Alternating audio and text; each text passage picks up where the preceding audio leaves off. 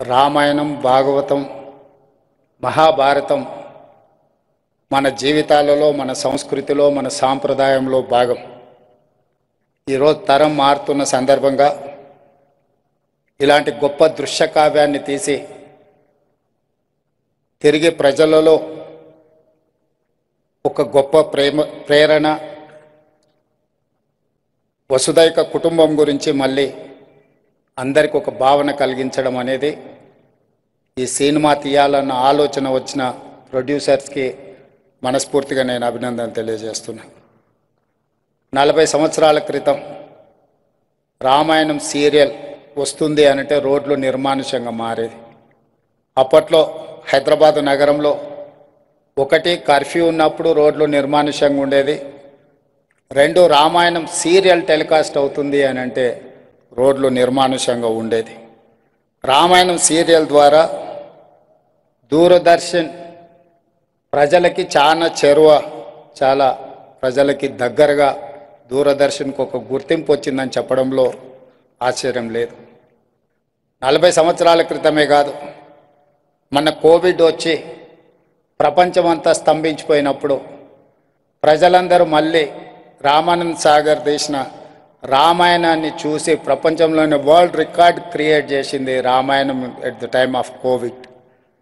అట్లాంటి కుటుంబం నుంచి 3వ తరం రామానంద్ సాగర్, మోతీ సాగర్, ఈరోజు ఆకాష్ సాగర్ ఈ మూవీ తీయడానికి ముందుకు వచ్చి ఒక అద్భుతమైన దృశ్యకావ్యాన్ని తీస్తున్నందుకు వారిని అభినందిస్తున్నా.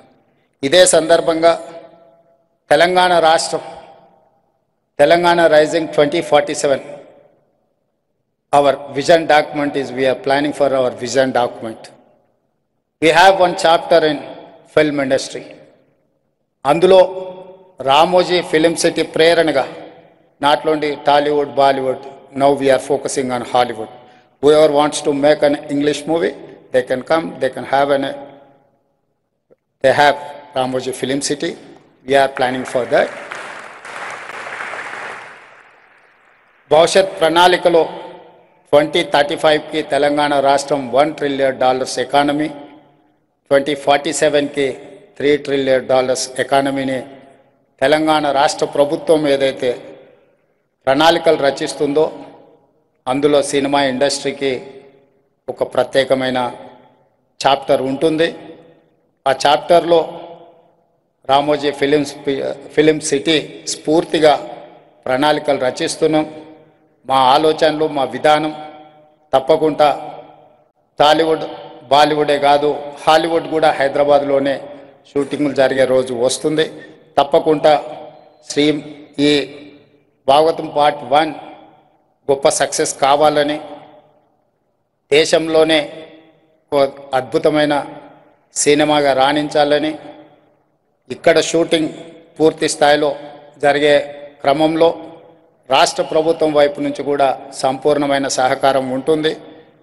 ఇట్లాంటి వేదిక కల్పించిన రామోజీ ఫిలిం సిటీ యాజమాన్యాన్ని కూడా మనస్ఫూర్తిగా అభినందిస్తూ సెలవు తీసుకుంటున్నారు. ధన్యవాదాలు మిత్రులారా.